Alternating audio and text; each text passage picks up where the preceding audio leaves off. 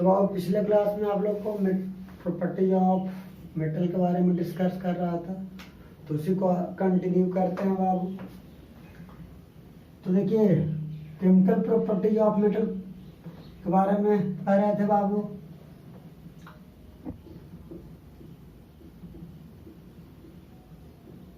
Chemical properties of metal,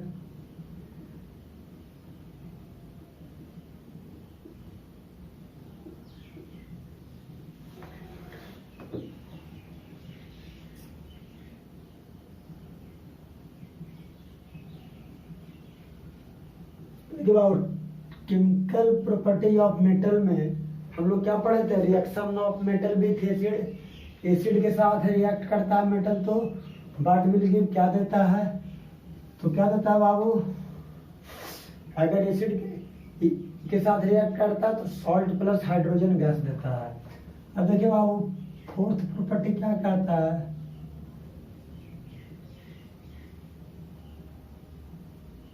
reaction of metal with salt solution.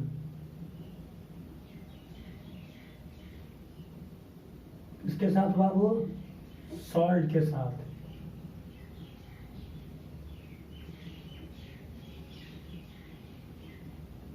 Salt solution.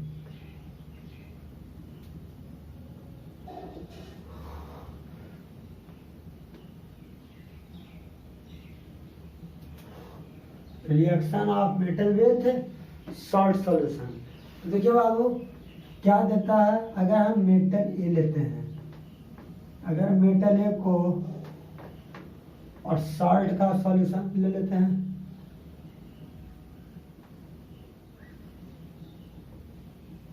Salt solution of B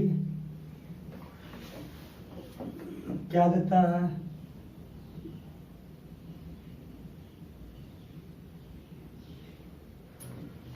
देगा बाबू salt solution of metal A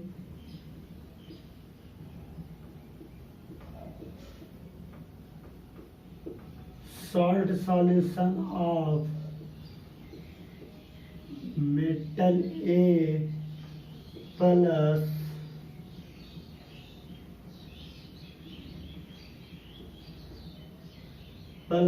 metal B क्या होता है? Metal B. यानी more reactive metal क्या होता है? More reactive metal displace हो जाता है कि क्या करता है? लेस रिएक्टिव मेटल को क्या करता है? डिस्प्लेस कर देता है। देखिए metal A plus salt solution of B तो क्या देता है? Salt solution of metal A और प्लस में मेटल बी। यानी मेटल ए किसमें कन्वर्ट हो जाता है? मेटल बी में। और सॉल्ट सॉल्यूशन जो बी का था वो किसके साथ चला जाता है? सॉल्ट सॉल्यूशन ऑफ मेटल ए के साथ। एग्जाम्पल देखिए बाबू, अगर जिंक है बाबू तो जिंक किस फॉर्म में रहता है? सॉलिड के फॉर्म में रहता है। अगर जिंक को कॉपर सल्फेट सॉल्ट सॉल्यूशन कर रहे हैं, सॉल्ट सॉल्यूशन कर रहे हैं, इसका मतलब एक्वस सॉल्यूशन लेंगे बाबू। क्या लेंगे? एक्वस सॉल्यूशन लेंगे। क्या देगा? ZnSO4 देता है बाबू। और ये भी क्या होता है? एक्वस सॉल्यूशन होता है। और प्लस में क्या देता है? कॉपर।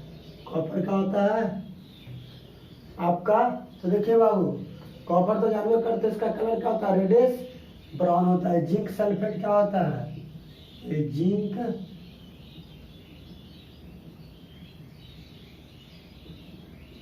सल्फेट है बाबू, इसका कलर क्या होता है? कलरलेस होता है। क्या होता है? ये आपका कलरलेस होता है। कॉपर क्या होता है? रेडिश ब्राउन होता है बाबू। रेडिश ब्राउन होता है। कॉपर का कलर क्या होता है? रेडिश ब्राउन होता है। अब कॉपर सल्फेट तो जानवे करते हो ब्लू कलर में पाया जाता है। कॉपर सल्फेट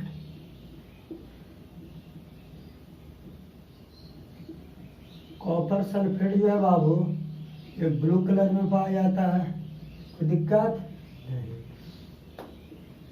और जिंक ग्रे कलर में पाया जाता है। मोस्ट ऑफ द मेटल क्या होते हैं? ग्रे कलर में पाए जाते हैं। उसी तरीके से बाबू आयरन को लीजिए, आयरन को किसके साथ करवाएंगे बाबू?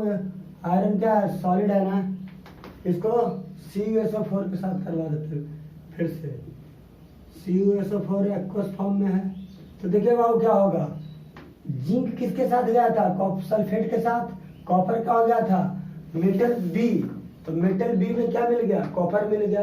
अब आयरन किसके साथ जाएगा, सल्फेट के साथ, तो क्या बनाएगा, FeSO4,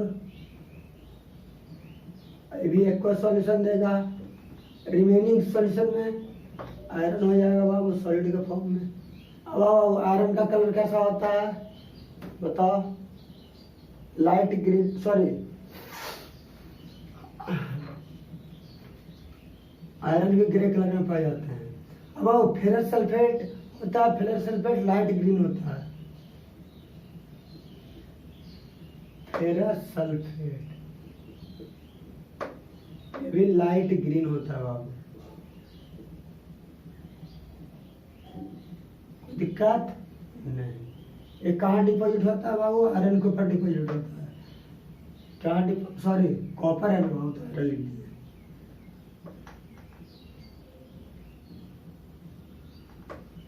copper deposit on iron nail. Nail का मतलब होता है बाबू आयरन का छोटा सा टुकड़ा, ठीक है। और कॉपर ब्राउनिश कलर का होता है। कॉपर किस कलर का होता है, यहाँ पे कॉपर का जो कलर होगा वो ब्राउन कलर का हो जाता है। किस कलर का होता है, रेडिश ब्राउन होता है ना, तो ब्राउन, चलो सही है। कॉपर सल्फेट किस कलर में पाए जाते हैं बाबू, ब्लू कलर में।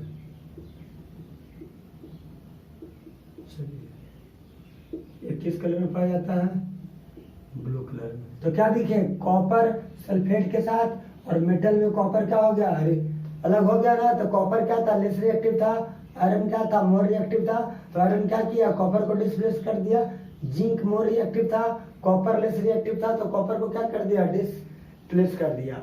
उसी तरीके से जब सिल्वर नाइट्रेट को किसके साथ, कॉपर के साथ रिएक्शन करवाते हैं, किसके साथ बाबू, सिल्वर नाइट्रेट। थर्ड में आइए, AgNO3, सॉरी AgNO3 बाबू, सिल्वर नाइट्रेट। सिल्वर नाइट्रेट को किसके साथ बाबू, कॉपर के साथ, कॉपर सॉलिड फॉर्म में लिया जाता है। तो देखिए कॉपर और सिल्वर, तो देखिए बाबू कौन मोर रिएक्टिव है, कॉपर की सिल्वर, तो कॉपर मोर रिएक्टिव है। रिएक्टिविटी सीरीज में देखिएगा हाइड्रोजन के बाद क्या आता है, कॉपर आता है, लेकिन सिल्वर बाद में आता है। तो कॉपर क्या होगा, क्या है, मोर रिएक्टिव है, सिल्वर क्या है, लेस रिएक्टिव है। तो क्या बनाता है, CuNO3 क्या बनाता है, CuNO3 NO3 ये भी एक्वस फॉर्म में होगा और कॉपर अलग हो जाता है, 2Ag। देखो बाबू यहाँ 2Ag होगा, क्यों, नाइट्रेट का चार्ज -1 होता है और सिल्वर का +2 होता है। तो 2Ag हो गया बाबू। ये भी किस कलर में पाया जाता है, ये सॉलिड फॉर्म में जाता है, copper nitrate. Copper nitrate CuNO3 aqueous है, प्लस में 2Ag है। ये किस कलर में पाया जाता है बाबू, कॉपर नाइट्रेट ब्लू कलर में। और सिल्वर का तो जानवर करता हूँ व्हाइट होता है। सिल्वर का कलर क्या होता है, व्हाइट, व्हाइट कलर का होता है। AgNO3 क्या होता है, कलरलेस होता है, सिल्वर नाइट्रेट, सिल्वर नाइट्रेट एक कलरलेस होता है बाबू। क्या होता है, कलरलेस होता है। ये तो मेटल किसके साथ, सॉल्ट के साथ रिएक्ट कर रहा था। अब ध्यान दीजिए एक्वा रिगिया क्या होता है, आपका 1 नंबर में डिफाइन में आपसे पूछा जाएगा कि एक्वा रिगिया क्या होता है, डिफाइन एक्वा रिगिया। तो बाबू एक्वा रिगिया एक सॉल्यूशन होता है नाइट्रिक एसिड और किसका, हाइड्रोक्लोरिक एसिड का, कंसंट्रेटेड नाइट्रिक एसिड और किसका बाबू, हाइड्रोक्लोरिक एसिड। तो लिखिए बाबू एक्वा रिगिया क्या होता है। एक्वारिया,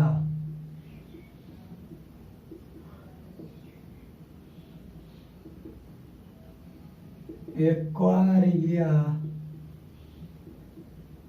is a mixture of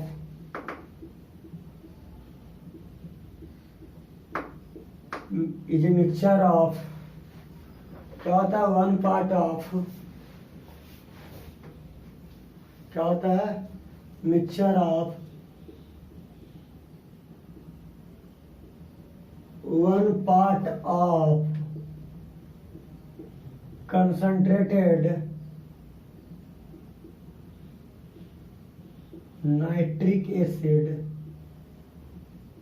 HNO3 and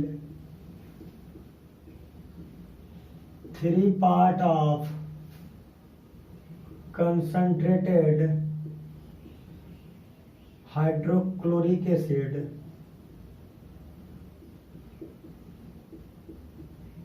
HCl। देखिए बाबू एक्वारिक गैस मिक्सचर होता है किसका, नाइट्रिक एसिड और हाइड्रोक्लोरिक एसिड का, और सॉल्यूशन कैसा लिया जाता है, कंसंट्रेटेड लिया जाता है बाबू, क्या होता है कंसंट्रेटेड। और देखिए एक करता क्या है, एक्वारिया can dissolve all metals, सभी मेटल्स को क्या करता है बाबू, डिजॉल्व करता है। एग्जाम्पल के तौर पर मेनली जो देखते हैं हम लोग क्या लेते हैं, गोल्ड लेते हैं, प्लैटिनम लेते हैं,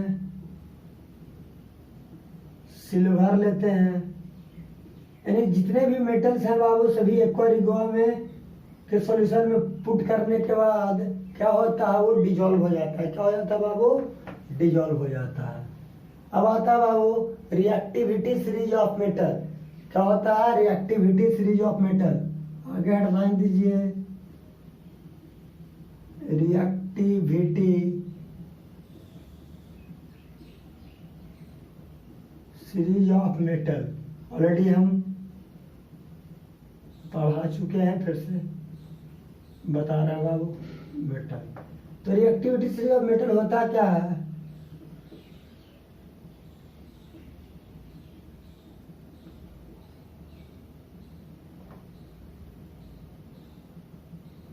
the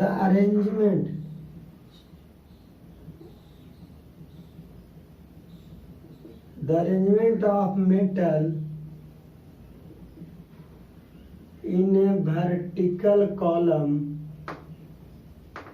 in a vertical column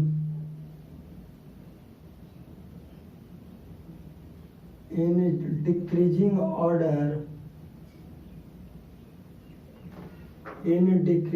order is known as, क्या कहलाता है, रिएक्टिविटी सीरीज ऑफ मेटल,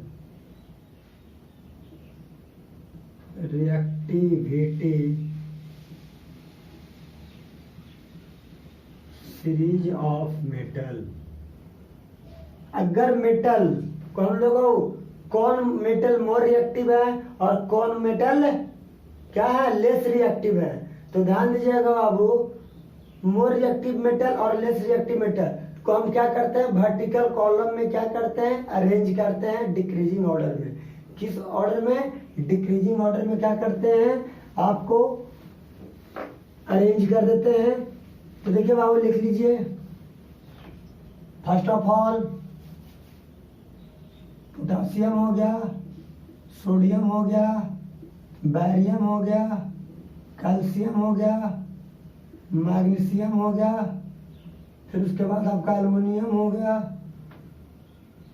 सही है ना बाबू, कैल्शियम के बाद मैग्नीशियम एल्युमिनियम आता है बाबू, एल्युमिनियम के बाद जिंक आता है, और जिंक के बाद क्या आता है, आयरन आता है, आयरन के बाद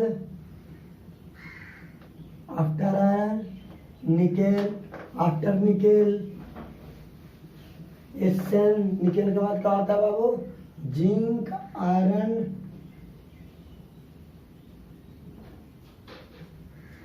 निकेल, एसएन, टीवी। टीन आता है, उसके बाद क्या आता है, लीड आता है, तब जाकर क्या आता है बाबू, देखो बॉक्स में हाइड्रोजन डाल दिया जाता है, हाइड्रोजन। फिर कॉपर आता है, कॉपर के बाद क्या आता है बाबू, सिल्वर आता है, गोल्ड आता है, उसके बाद प्लैटिनम आता है। तो वो डिक्रीजिंग ऑर्डर में ये क्या है, ध्यान दीजिए, ये डिक्रीजिंग ऑर्डर में है। लिस्ट रिएक्टिव मेटल क्या है, लिस्ट। जब हम टॉप से बॉटम की ओर आते हैं तो मेटल का रिएक्टिविटी क्या होता है, डिक्रीज करता है। क्या करता है, तो देखिए ये आपका क्या है, लिस्ट है। प्लैटिनम आपका लिस्ट हो गया बाबू, और गोल्ड आपका क्या हो गया, मोस्ट हो गया। ये क्या हो गया, मोस्ट रिएक्टिव। ये क्या हो गया, लिस्ट रिएक्टिव, और ए मोस्ट रिएक्टिव। अब देखिए, अब हम टॉप से अगर बॉटम से टॉप की ओर जाएंगे तो क्या होगा, मोर रिएक्टिव होगा।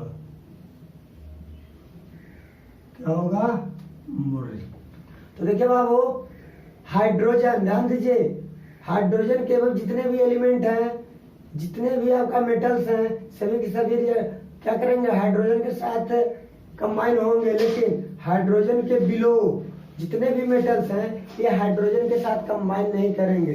तो hydrogen copper, silver, gold, platinum के साथ कंबाइन नहीं करेगा। But all metals above the hydrogen with combine each other, यानी सभी के साथ एक दूसरे से क्या करेंगे, हाइड्रोजन कंबाइन करेंगे। But below the hydrogen it is not combine with each other, दोनों एक दूसरे के साथ क्या करेंगे, कंबाइन नहीं करेंगे। तो क्या हो गया, जब टॉप से बॉटम की ओर आते हैं तो रिएक्टिविटी मेटल का डिक्रीज करता है, बॉटम से टॉप की ओर जाते हैं तो रिएक्टिविटी क्या होता है, मेटल का मोर रिएक्टिव होते हैं। तो पोटासियम मोर रिएक्टिव होता है और प्लैटिनम क्या होता है, लेस रिएक्टिव होता है। तो शॉर्ट सॉल्यूशन में ही बतलाया था बाबू कि जो मोर रिएक्टिव होंगे मेटल क्या कर देंगे, डिस्प्लेस कर देंगे। क्या कर देंगे, एक क्वेश्चन आता है बाबू, क्वेश्चन आता है,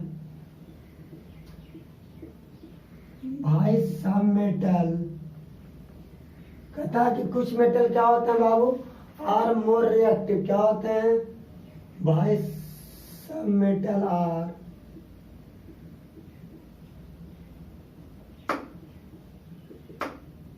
more reactive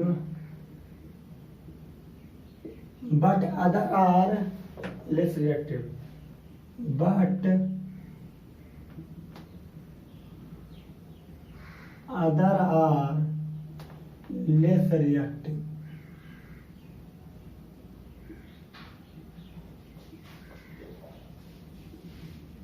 लेस रिएक्टिव कहता है कि कुछ मेटल्स जो होते हैं बाबू, कुछ मेटल्स मोर रिएक्टिव होते हैं और कुछ मेटल्स लेस रिएक्टिव होते हैं। क्यों, तो देखो बाबू, आपको बताया गया होगा मेटल्स जो होते हैं, metals can lose electron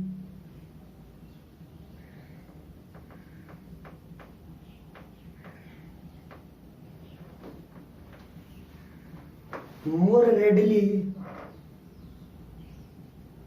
bracket में इजीली भी कर दीजिएगा, ब्रैकेट में क्या लिख लीजिएगा, इजीली। यानी मेटल्स जो होते हैं इलेक्ट्रॉन को क्या करते हैं, इजी वे में क्या करते हैं, लूज कर देते हैं। क्या कर देते हैं, लूज करते हैं। और क्या बनाता है, to form positive ions, to form positive ion. क्या फॉर्म करता है बाबू, positive ion.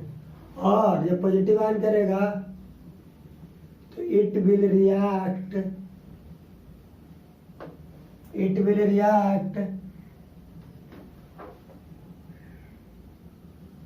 with other substance, it will react with other substance.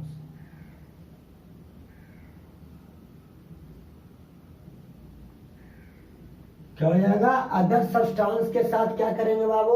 React करेंगे। अगर अदर सब्सटेंस के साथ रिएक्ट करेंगे तो क्या कहेंगे? Hence it will be more reactive. क्या कहलाएंगे? मोर रिएक्टिव कहलाएंगे। इसी तरीके से बाबू,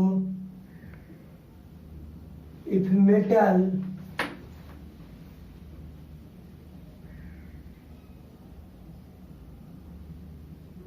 can lose electron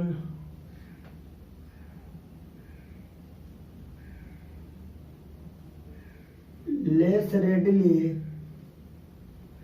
if electron can lose electron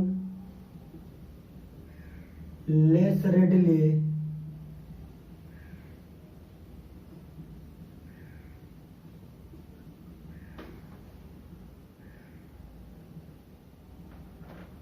to form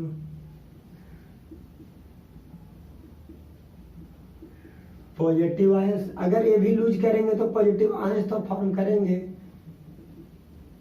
it will react with other substance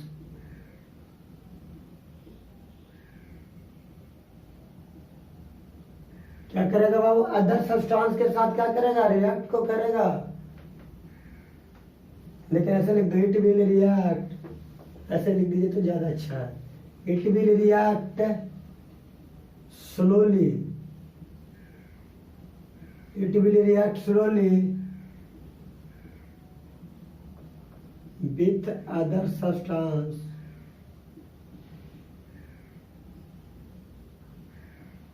other substance के बाद साथ क्या करेंगे बाबू? स्लोली स्लोली रिएक्ट करेंगे। और क्या कहलाएंगे? और such a metal will B,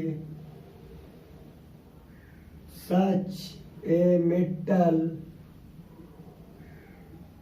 will be क्या होगा? लेस रिएक्टिव हो जाएगा। क्या हो जाएगा बाबू? लेस रिएक्टिव होते हैं। ठीक है। अगर मेटल लेस रेडली होगा, इसका मतलब लेस रेडली होगा, नहीं कहने का मतलब कि स्लोली स्लोली क्या करता है? इलेक्ट्रॉन को लूज करता है, तेजी से लूज नहीं करता है सॉल्यूशन में जाने के बाद। तो अगर वो स्लोली से जाएगा तो रिएक्ट भी स्लोली स्लोली। जैसे देखो बाबू, जब आप आयरन को लॉन्ग टाइम तक क्या करते हो? खुले में छोड़ते हो तो आयरन क्या होता है? स्लोली स्लोली क्या करता है? एयर के साथ रिएक्ट करता है और रस्ट फॉर्म करता है। तो क्या होता है? एक लॉन्ग प्रोसेस होता है कि नहीं? लेकिन अगर आप अल्युमिनियम को एसिड में डालते हो तो डायरेक्टली रिएक्ट करता है। क्यों? कहा वहां पे आयंस क्या होते हैं? तेजी से क्या होते हैं? फॉर्म होते हैं। इसके कारण वो मोर रिएक्टिव होता है। तो जो आयंस, जो मेटल इलेक्ट्रॉन को जितना तेजी से क्या करेगा? लूज करेगा, मोर रिएक्टिव होगा। जो स्लोली स्लोली क्या करेगा? लूज करेगा, वो क्या कहेगा? लेस रिएक्टिव कहलाएगा बाबू। चलिए, ये आपका क्वेश्चन था, हो गया बाबू। अब बताइए, बताइए दिए मोर रिएक्टिव कौन होता है, लेस रिएक्टिव कौन होता है? तो आयरन मोर रिएक्टिव होता है। एग्जाम्पल के तौर पर लिख लीजिएगा, भूल गए। पोटासियम मोर रिएक्टिव होता है, sodium comma potassium more reactive हो जाएंगे। और फिर आपका लेस रिएक्टिव में कौन चला जाएगा? हाइड्रोजन के ऊपर क्या है आपका? सभी है, आयरन है, एसएन है, पीबी है, लेस रिएक्टिव में आएगा। ऐसा लेस रिएक्टिव में आएगा।